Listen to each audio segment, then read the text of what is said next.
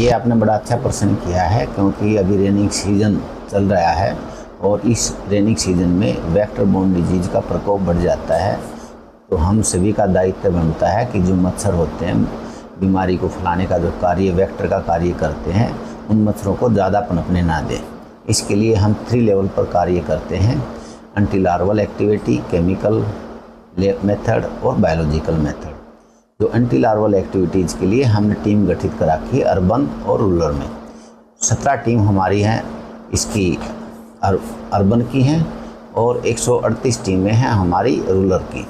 उन टीमें को दायित्व है कि वो अपने एरिया में डेली घर पर जाएं और ब्रीडिंग प्लेस हैं, जैसे कि गमले हैं, कूलर हैं, कोई ऊपर छत के ऊपर कोई बर्तन रखा है, घड़ा है, उसमें पानी है, हमारे जो फ्रिज के पीछे जो एक ट्रे होती है उसमें पानी, सभी जो ब्रीडिंग प्लेस हैं उनको चेक करें। अगर उसमें पानी मिलता है, लार्वा मिलता है तो उसको डिस्ट्रॉय करें। और जिस एरिया में ये मिलता है, लार्वा मिलता है, तो उनके घरों को एक सूचना दी जाती है कि आप ये ऐसे ऐसे ब्रीडिंग प्लेस हैं मच्छर, उनको आप अपने लेवल पर भी इसको ख़त्म कर सकते हैं। और संबंधित जो एमसी होता है उसको भी सूचना दी जाती है, तो चालान काटते हैं। अभी तक जो हमने चालान है 1500 के आसपास चालान काटे हैं। और जो फील्ड लेवल पर है उसको हम सिर्फ सरपंच को सूचना देते हैं। इसका मकसद ये है कि जिस जगह पर, जिस एरिया में ज़्यादा लार्वा मिलते हैं तो हम उनको संबंधित एमसी और संबंधित सरपंच को कहते हैं कि वहाँ पर आप फॉगिंग करवाएं। फॉगिंग 2 तरह की होती है, एक आउटडोर फॉगिंग, एक इंडोर फॉगिंग। मोस्टली हम जो है आउटडोर फॉगिंग करवाते हैं। और आउटडोर फॉगिंग का जो भी फ़ायदा है, जो अर्ली मॉर्निंग में हो और लेट इवनिंग में हो, 6-7 बजे के बाद जो फॉगिंग होती है, क्योंकि मच्छर जो होता है इसका वो एंडोफिलिक नेचर होता है। तो इसके द्वारा हम एक तो एंटी लार्वल साइट जो टीम है उनके द्वारा भी हम ये एक्टिविटीज़ मच्छरों की संख्या पर काबू पाते हैं। दूसरा हमारा केमिकल जो मेथड है, उसमें हम टेमीफोस है और हमारा काला तेल है, जहाँ वाटर लॉगिंग एरिया है वहाँ पर उसको छिड़काव करते हैं। इसके लिए छिड़काव के लिए हमारे पास 20 टीमें हैं जो टेमीफोस की वाटर लॉगिंग पर जो स्प्रे का टेमीफोस का स्प्रे करती है। और ज़्यादा बड़ा तालाब हो और बार बार उसके लिए हम काला तेल का भी प्रयोग करते हैं। तीसरा जो मेथड बताया बायोलॉजिकल मेथड, जिसमें हम गम्बूजिया फिश की प्रयोग करते हैं। तो गम्बूजिया फिश के लिए हमारी 4 हैचरी हैं, उनमें हम लगभग 220 जो तालाब चिन्हित कर रखे हैं उसमें हमने गम्बूजिया फिश डाली है। ये गम्बूजिया फिश जो लार्वा होता है उसको खाती है।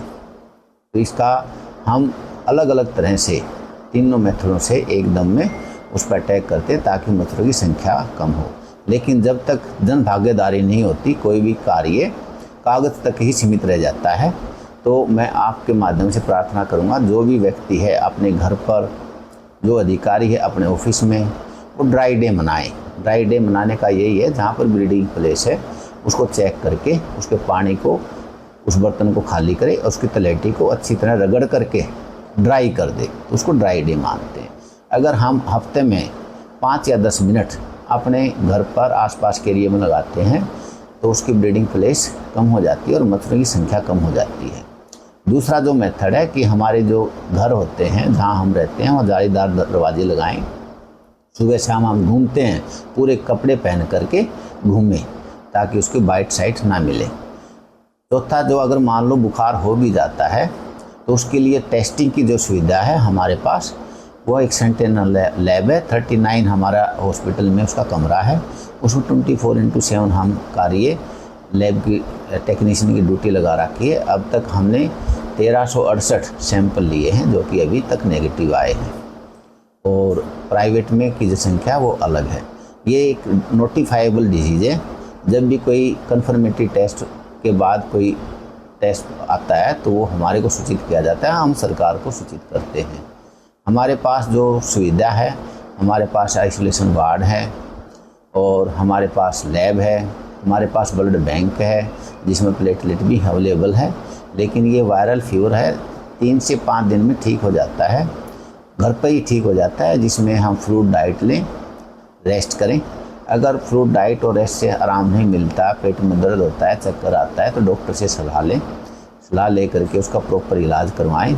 1 या 2% में ही प्लेटलेट की ज़रूरत पड़ती है। हमारी जो अलार्मिंग साइन होते हैं, इसके लिए हमने जो भी ट्रीटिंग डॉक्टर हैं उसकी CME के द्वारा अवेयर कर रखा है कि अलार्मिंग साइन देखें और अननेसेसरली पेशेंटों को बहकाव में ना करके गलत ट्रीटमेंट ना करें। इसमें अननेसेसरी एंटीबायोटिक और स्टेरॉइड का प्रयोग नहीं होना चाहिए। इसमें फ्लूइड मैनेजमेंट और रेस्ट बहुत ज़रूरी होता है। तो हमारे जो डिस्ट्रिक्ट में अभी तक सिर्फ एक मलेरिया का केस पॉजिटिव आया है जो CHC धनाने के अंडर आता है और उसमें हमने एक्टिविटीज़ कर दी है। बाकी जो अभी डेंगू का, जापानी एनकेफेलाइटिस का, चिकनगुनिया का अभी कोई केस भिवानी में नहीं आया है और आप सभी का सहयोग रहा और सभी व्यक्ति अपनी जिम्मेदारी समझते हैं। अगर इसमें हम 1 या 2 महीने में, क्योंकि मच्छरों का बहुत प्रकोप होगा, सही अपनी जिम्मेदारी से कार्य करते हैं, ठीक फॉगिंग करते हैं। दूसरा जो एक मैं बताना भूल गया कि जो कबाड़ होता है, टायर का है और कोई कबाड़ है, उसमें थोड़ा थोड़ा पानी इसमें रह जाता है और उसमें ब्रीडिंग प्लेस बन जाता है। उसके लिए हम सारा कबाड़ को, बहुत ज़्यादा हो तो उसको हम इकट्ठा करके डिस्पोज नहीं कर पाते। तो उसके लिए जो ऐसे हैं, रोडवेज है, इंडस्ट्रियल एरिया है, तो उसमें नेट लगा दें ताकि अगर मान लो मच्छर हो भी जाए तो उड़ करके बाहर जाना जाए। तो एक भी मेथड है।